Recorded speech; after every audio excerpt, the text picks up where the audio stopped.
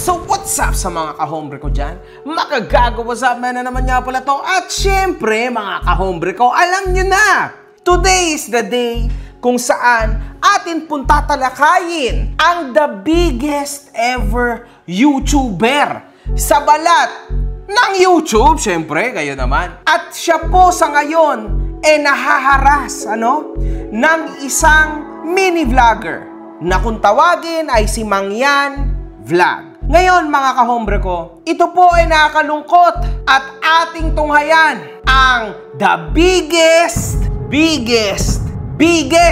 kupal sa panahon ngayon. Hinahanap mo ba ako sa Facebook? I-follow mo na ako. Ito ang page ko.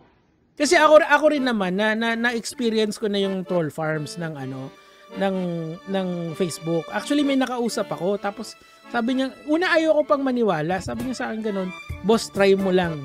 Pag hindi gumana, wag mo kong bayaran. Tinry ko, pare, totoo, ang galing, butik. yung mga nagla-likes o magdi-dislikes, kung ano yung uutos mo sa kanila, ila-like nila.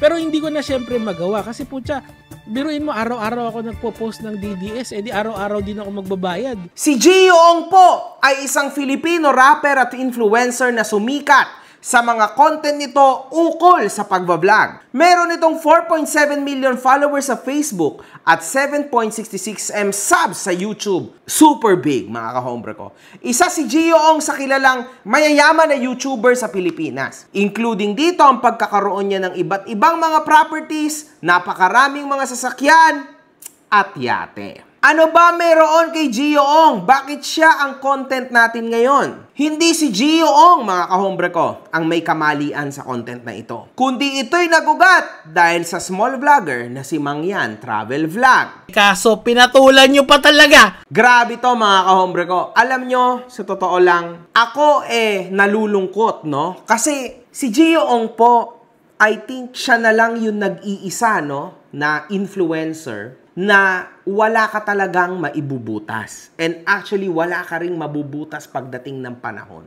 O ikaw, tatanungin kita, bakit mo ako nilaglag? Because this guy just became successful ng mag-isa. And to tell you the truth, isa sa pinakamalupit din niya nagawa, from pagiging rapper niya na nag-trend siya all over Philippines, bigla niya tong nailipat sa pagiging vlogger niya. Family vlog na drag niya pa po ang buong pamilya niya. Wala talaga kayong masisilip dito. Hindi nagpo-promote ng sugal. Bagong taon, bagong buhay, at bagong talpakan. Meron o wala lang naman ang pipiliin mo nasa link down below. Puto ka na! Ano? Sasalita ka pa? Pukin ang inang kutong lupa ka? Hindi nagpo-promote na kung ano-anong kalokohan. Gio Ong is just one of the best sa panahon ngayon, mga kahombre ko. Totoo naman yun. Si Mangyan Travel ay isang Facebook content creator based on Puerto Galera, Mindoro. Meron siyang 283k followers sa Facebook at ang mga content na kanyang ginagawa ay ukol sa kanilang lugar. Kung saan sino-showcase niya ang iba't ibang mga kaganapan dito, mga kahombre ko. Wala ba kayong mga trabaho, ha? Isa sa mga pinost na nasabing content creator ay ang drone shot nito sa yating pagmamay-ari ni Gio Ong.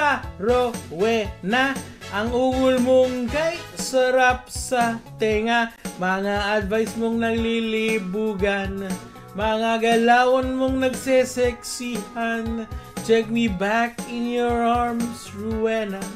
I'll promise you'll never let go. I keep coming back to Rowena. Rowena, I'm coming. Dahil dito, nagawang maglabas ng isang komento ni Gio Ong sa nasabing post at sobra po niyang galit na galit, mga kahombre ko. Ramdam nyo, ha? Pag kami ba gumawa niyan sa inyo, ikakatuwa mo, Mangyan Travel? Paano kung may nagbibihes o may naliligo? Nakalimutan nyo na din talaga ang salitang respeto. Pero gusto nyo respetuhin kayo. Bastos ho yan pinaggagawa mo, Mangyan. Wala nang wordplay. Ang baboy mo, gago! Oh my goodness, man. Tama to, mga kahombre ko. Grabe. Ako naniniwala ako na tama yung ginagawa ko. Sa pag-comment ni Gio Ong, uminit ito at nagawan dumugin ang content creator ng mga netizens sa kanyang post. Get ready! Highs! Tao talaga sa panahon ngayon. Kakalungkot lang, dinadala mo pang pangalan ng Mindoro pero wala kang respeto. Doon na tayo sa magaling ka mag-drone. Maganda nga mga gamit mo. Magaling kang kumuha ng shot pero pre, mali ginagawa mo. Isipin mo kung pamilya mo sa lagay na yan. Matutuwa ka? Of course. Di ba? No. Mismong kalugar mo nagagalit na sa'yo. Kakalungkot lang, ginagamit mo na yung talent mo sa maling paraan. Kailan, tol? Invading privacy na to ah. Walang-wala na bang views? Kaunti na lang ba napapaldo mo? Ay, Even if it's a celebrity, influencer, famous people, public figure enjoying their time on a yacht in the middle of the sea. Filming them with a drone without their knowledge or consent and then posting the footage online can still get you into legal trouble, mga kahombre ko. This could be a violation of the Data Privacy Act since you're processing someone's personal info without their permission. It might also fall under the Anti-Photo and Video Voyeurism Act if the situation is considered private, as people still have a reasonable expectation of privacy even in outdoor setting like this. If the video is uploaded to social media, it could also trigger provisions under the Cybercrime Prevention Act. On top of that, the person filmed could take civil action or file complaints with the authorities which might lead to fines, penalties, or even a criminal case, mga kahombre ko. So, mabigat po ang kakaharapin mo dito, Mangyan Travel Vlog, kung ipagpapatuloy mo ang pagkatanga mo. tayo pukin ang ina mong tanga ka. Mangyan Travel Vlog. You flew a drone over the private boat of the Ong Fam without any permission and even posted the footage online. Para malinaw, under Philippine law, this is not just content. It's a serious violation of privacy and a clear breach of CAAP regulations on drone operations. Kung hindi mo alam ganito kabigat, pwede kang makasuhan ng criminal case for unlawful drone use, unjust vexation, and possible cybercrime charges. May mga penalty at kulong na kaakibat yan, bukod pa sa civil damages na pwede naming i-file laban sa'yo. Huwag mong gawing biro ang paglabag sa privacy ng ibang tao, lalo na kung malinaw na pribado at hindi para sa public viewing. We are giving you this one chance. Immediately take down the video and any related content from all your platforms. Kapag hindi ito na-aksyonan agad, expect to receive formal complaints from our legal team and a criminal case to follow. Mas mabuting ayusin ito ngayon bago pa umabot sa korte. Wag na tayo sana umabot sa demandahan kasi I will fight you tooth and nail, okay? So yan mga kahombre ko, gigil na gigil po itong si Jerry Leo Salvador Mabacquiao, no? So, good luck! Ayusin mo yan kasi totoo lahat ang sinasabi nitong tao na ito. If you don't act together or accordingly, talagang sasampulan ka nito. Kasi, mga kahombre ko, although, again, parang, syempre, nakayate, so bukas kas yung taas, no? Still, wala ka pa rin karapatan, no? Na i-video yung privacy or yung private life ng tao na nasa yate. You will fucking pay! Kasi tulad nga ng sabi ni Giong, paano kung nakuhanan mo na may naliligo sa amin, may nagbibihis sa amin? Eh di syempre, ang laki pong kahihiyan yan sa pamilya ni Giong, tama? Tangina mo, kadiri ka! Dapat, mga kahombre ko, o sa mga taong makakaisip ng ganitong content, dapat pinag-iisipan yung mabuti to. I refuse! Kasi delikado to, hindi porke may drone ka sa lahat ng lugar, pwede ka na. Di ba? Delikado yan, man. Gamitin nyo naman mga utak nyo. Magpatingin ka, may something ka sa utak mo. Hindi naman sa lahat ng pagkakataon, pwede nyong sabihin na, Hindi, okay lang yan. Content lang yan. hindi. Unfortunately, sa panahon ngayon, mga kahombre ko, hindi na siya magwo-work. Kung nung panahon ko, baka pwede pa yan, no? Dati. Pero ngayon, hindi na. Yung utak po, mga kahombre ko, ng mga tao, sobrang lawak na ngayon. Delikadong-delikado ka na. Bawat galaw mo, pwede ka na makasuhan, man. You need to be careful. And actually, napakadali pong magkaso. Kumuha ka lang ng abogado, kasuhan ka agad, game over, man. Sakit sa ulo agad ang mangyayari at ang aabutin mo dahil lang sa simpleng kabopolsa na to. Plus, hindi mo rin naman to pagkakakitaan. Tulad niyan, nababash ka ng todo, may chance pa na ma-report ang Facebook mo, hindi mo pa rin tinetake down yung video, ang tigas ng bungo mo.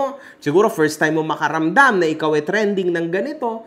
Pero sana inisip mo, no, na hindi lang naman ikaw, kundi talagang mapapahiya ka dito ng matindi kasi big influencer yung tinatarantado mo. Men, ikaw sobrang kupal mo alam mo yun? Ang mangyayari niyan, Pati yung mga taong nasa likod mo, mga pamilya mo, ganto ganyan. O kung may partner ka, mansasakit din ang ulo. Dahil syempre, mamaya niyan, madadamay din sila sa bashing. O, tas nasasaktan sila sa mga sinasabi ng mga tao tungkol sa'yo. Hindi ba mas okay na mag-sorry ka na lang at burahin mo na yung mga video kaysa ganto pang i-comments niya. Tingnan nyo mga comments niya. Go! Dami na namang galit na galit dito, hahaha. 4 kilometers ang layo ko dyan, ang daming galit na galit. Parang ang lapit ko lang, Barangay Palangan to Barangay Santo Niño. 6 times pa yan. Mas lalo na kung 24 times. So 24x siguro yung Zoom, yung sinasabi niya dito. Ano yung sabi mo? Ano yung sabi mo? Ano ba ang masasabi ko sa sitwasyon na ito, no? Hindi po ito deserve ni Gio Ong at ng Ong Fam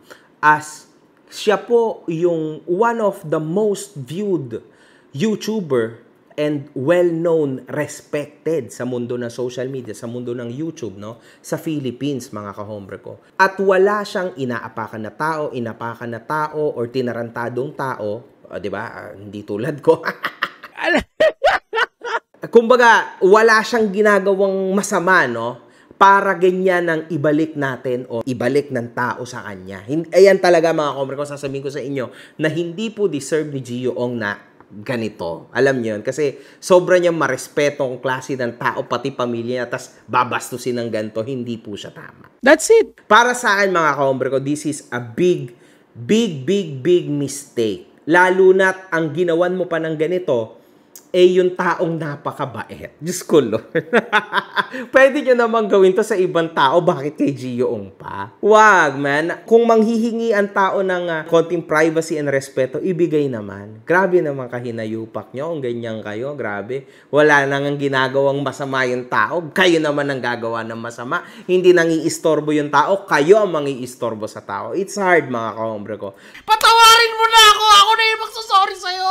Tangina naman, pre! Ayoko na! Sana hindi magsawa si Gio Ong na magbigay pa ng mas magagandang content at maaayos, malulupit, masasayang content sa atin dahil sa disappointment. Kasi nakaka-disappoint tong ganito. Sana talaga. No way. I don't want to do that. One love. Good fucking vibes. Mga putang ina nyo kayo.